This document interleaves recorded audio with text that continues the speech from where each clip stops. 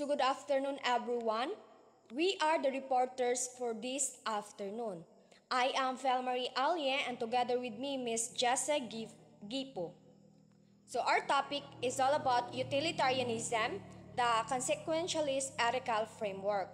So kaning nga topic diri na to mahibaw-an nga naa di ay laing basis ang mga utilitarianist kung kanus sa matawag nga ethical or moral ang isa ka aksyon. So diri sa mahibaw-an kung giunsa sila pag-criticize or unsay mga criticisms nga ilang nadawat sa ilahang views.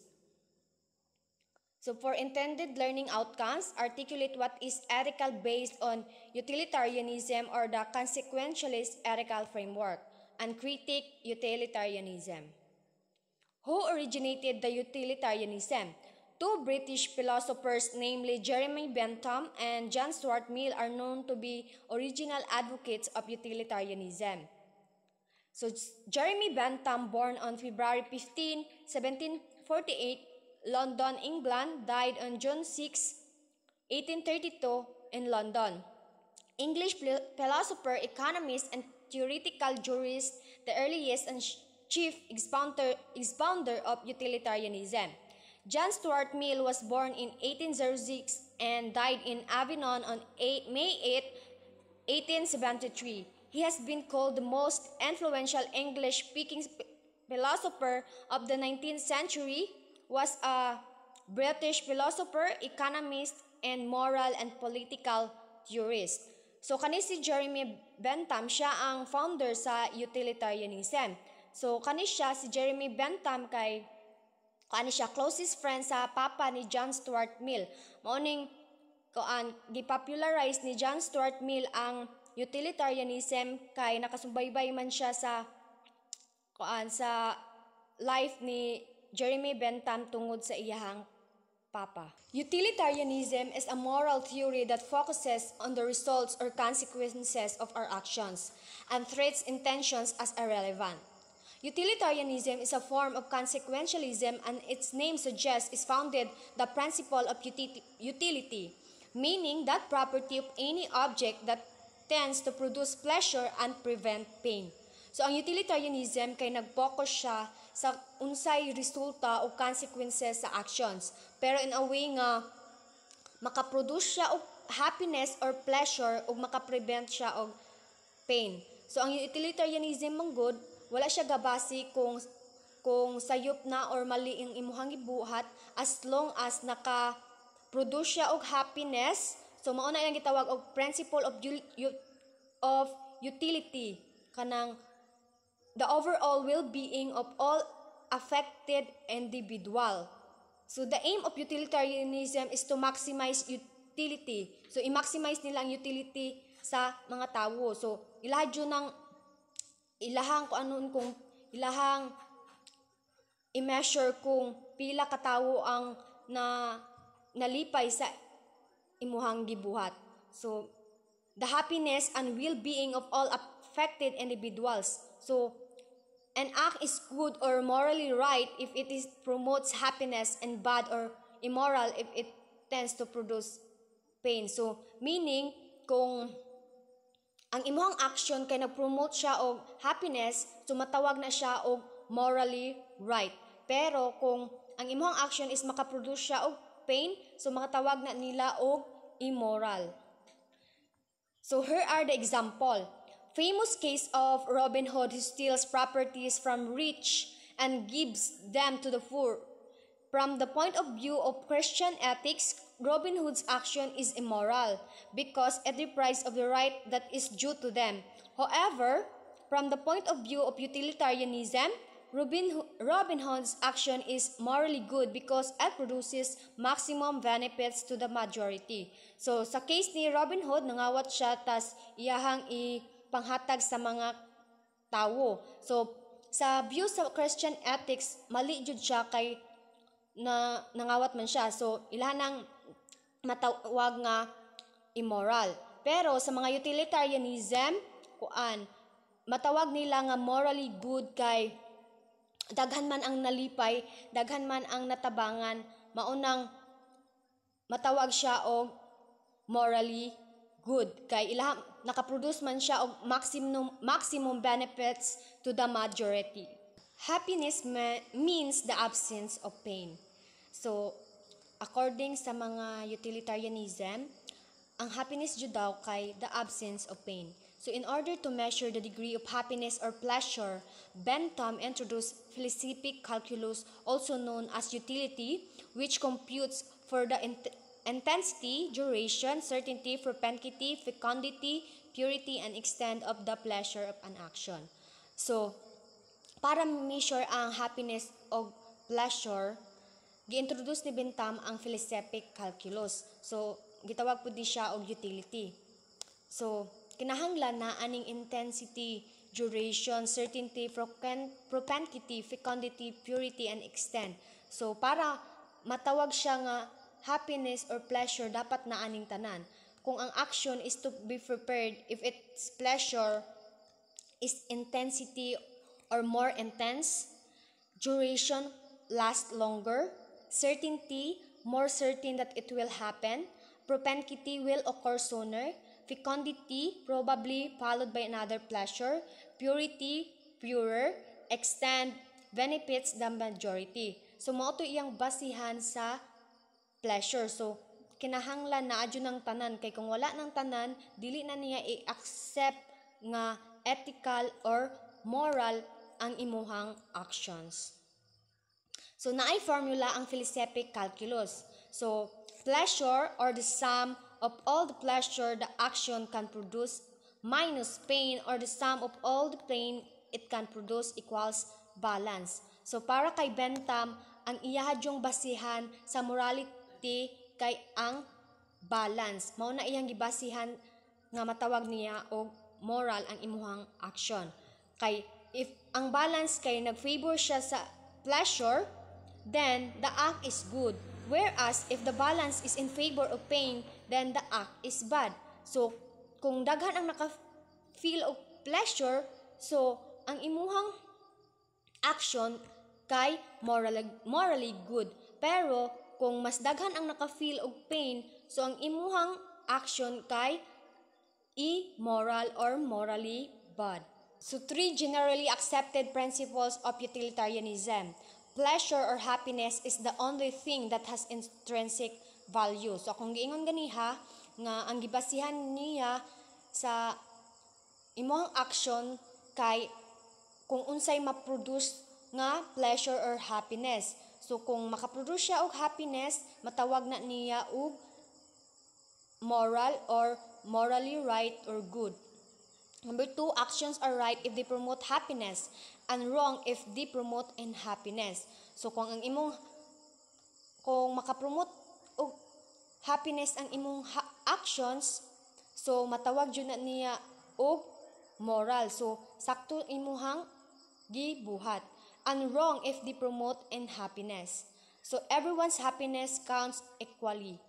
Meaning, mo to yung gitawag nga maximum of utility.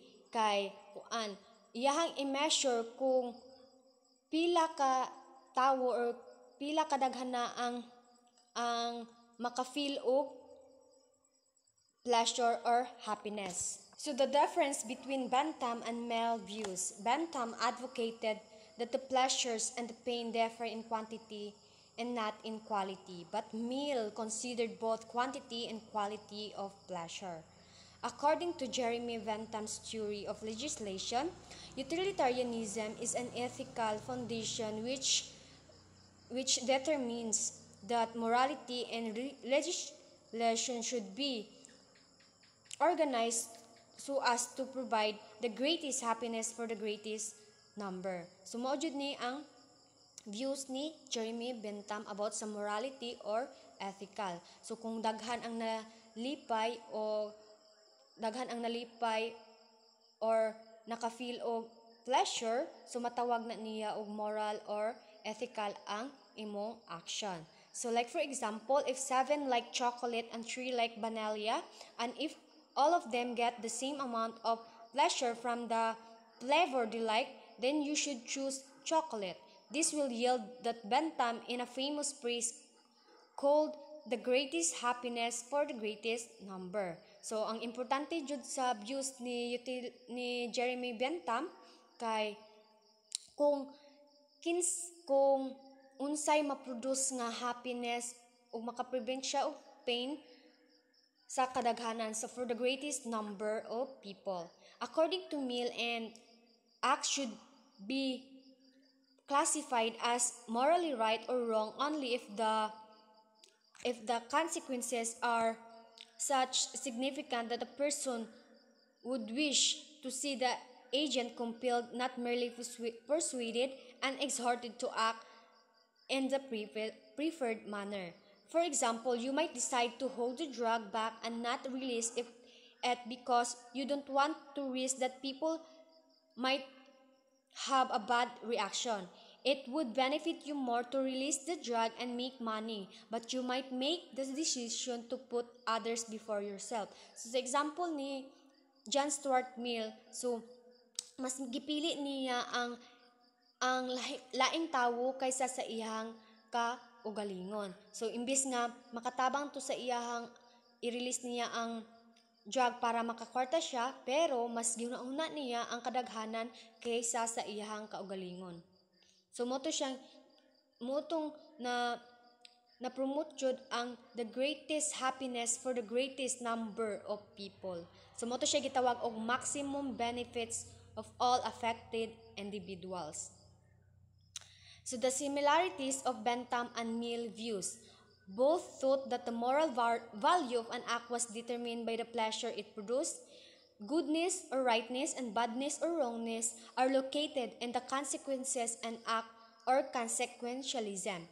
An act that increases happiness or pleasure or minimizes unhappiness and suffering is right and good.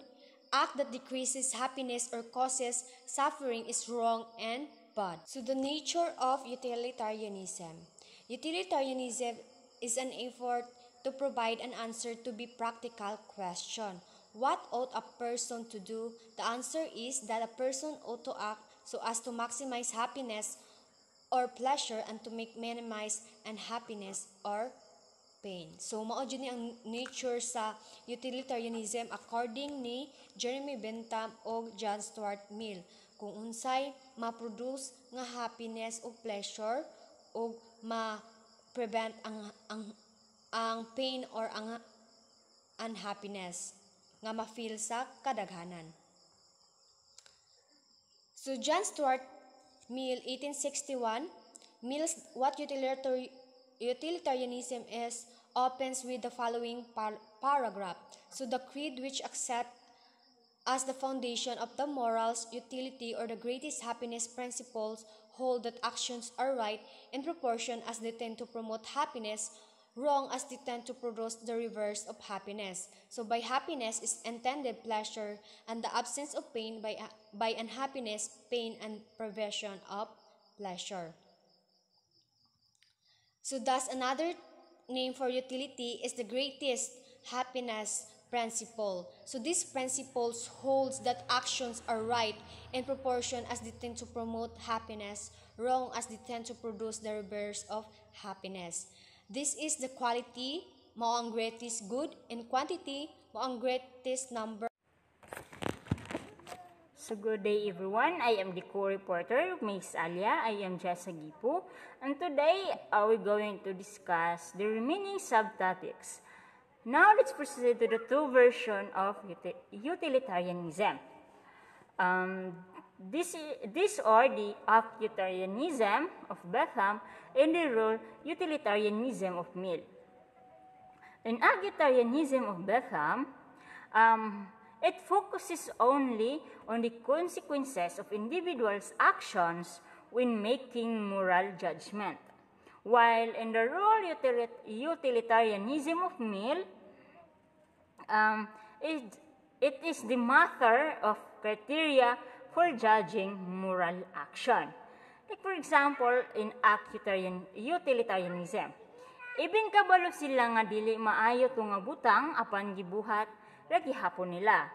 While in the rule utilitarianism of Mill is kanang kabalutan nga na ay rule against sa lying, stealing, cheating, pero still gibuhat gihapon to siya nato nga butang. Even though nga natay gilabag nga mga consequences. So to differentiate the two, ato alang i-remember nga kung mingon tag utilitarianism, it's all about judges each act in terms of its consequences, while in rule utilitarianism, it's all about the distinction between moral and immoral choices. What is ethical according to the consequentialist utilitarianist ethical framework? That which is ethical is that which gives pleasure and happiness as a consequence. Thus that is what the song, "In heaven there is no beer, that's why we drink beer here." It implies that which is ethical is that which gives pain and happiness. So, kung ingon ito unethical, those things di ay nga naghatag sa tuwa og pain and unhappiness. While kung moingon sa tag ethical is those which produce, no, katong mag-produce og greatest good or greatest happiness sa ato ang life. That is ethical. And then let's proceed to this quote. Do you agree? So agree ba mo nga the happiness lies on having all pleasures of this world?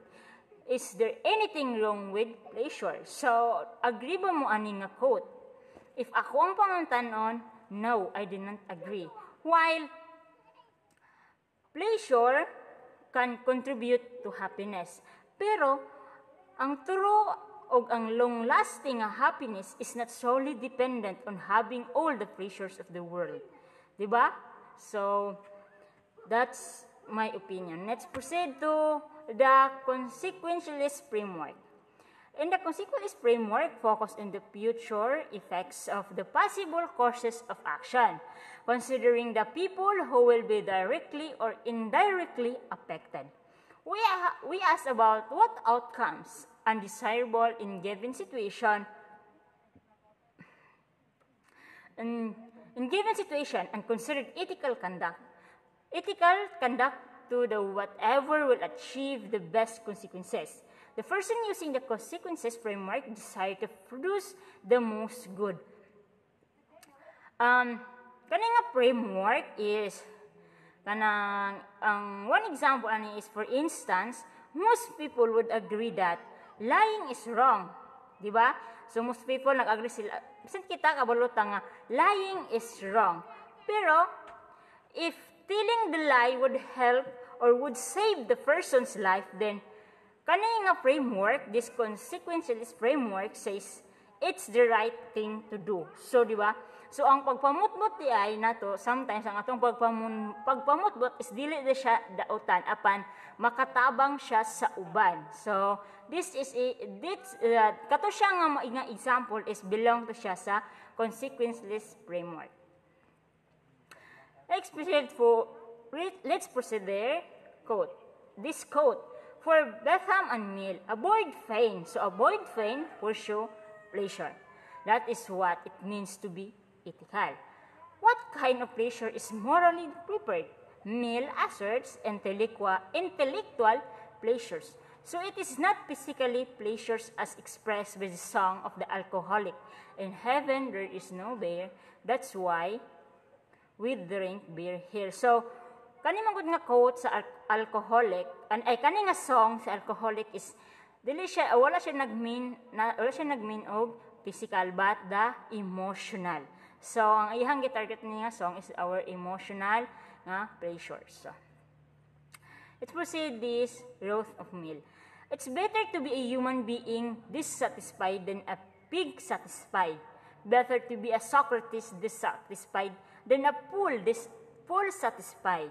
And if the fool or the pig is of the different opinion, it is because they only know their own side of the question. The other part to the comparison knows both sides. Mill, 1937. In this quote of Mill, he is expressing his view on the value of different kinds of satisfactions or contentment. He highlighting the distinctions between higher and lower forms of the happiness. Let's proceed to the critic utilitarianism. Bentham and Mill's utilitarianism has faced several criticisms over the years. Here are the few of the most significant ones. Let's proceed to the number 1. Utilitarianism is overly focused on pleasures and pain. Critics argue that Bentham and Mill's utilitarianism is too narrowly focused on pleasures and pain as the only measures of happiness. Other aspects of life, such as meaning, purpose, and relationships, are not considered. The narrow focus on pleasures and pain can lead to a shallow and unsatisfying life. So, in this utilitarianism is overly focused. Utilitarianism focused on pleasure and pain means that it emphasizes maximizing happiness and minimizing suffering when making ethical decisions.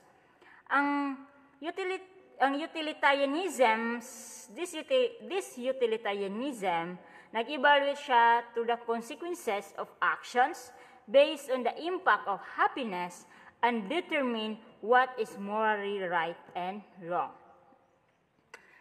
I proceed to the number 2. We have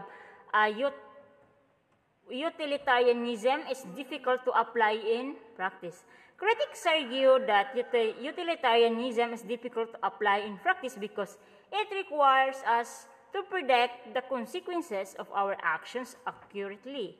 Since the future is uncertain, it is challenging to determine the best course of actions to achieve the greatest happiness for the greatest number of people. Utilitarianism is challenging to apply in our real-life situation because it requires predicting and balancing happiness of all individuals affected by an action. We have the number 3, the utilitarianisms can to adjust outcomes. Critics argue that utilitarianism led to unjust outcomes because it prioritized the happiness of the majority over the happiness of the minority. This approach can justify action that harm a few people if it benefits the greater number of people. Because this utilitarianism can to adjust outcomes because it prioritizes the overall happiness of the well-being, which may overlook the rights and interests of the individuals. Then we have the number 4, the utilitarianism is too demanding. Critics argue that utilitarianism places too much demand on individuals to always act in a way that maximizes happiness. This demand is unrealistic and can lead to a guilt and anxiety. This utilitarianism is too demanding because this can be challenging. It requires individuals to make sacrifices, navigate ethical dilemmas, and prioritize the welfare of others over personal concerns. We have the last critics. The utilitarianism is too individualistic. Critics argue that utilitarianism is too individualistic and fails to recognize the importance of community and relationship. This approach can lead to the neglect of the needs and interests of the community as a whole. Indeed, utilitarianism is too individualistic. Is that because it emphasizes on the overall utility that can be seen as neglecting rights and values in decision making.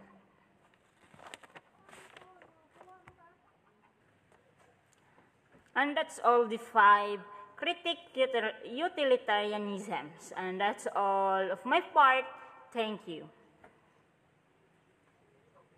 So always remember that this topic is all about the views and the criticisms about utilitarianism. So according to Bentham and Mill, the sad truth is that it is the greatest happiness of the greatest number that is the measure of the right and wrong. For Bentham, actions are right if it in proportion as they tend to promote happiness, wrong as they tend to produce the reverse of happiness. By happiness is intended pleasure and the absence of pain, according to Mill. And that would be all. Thank you.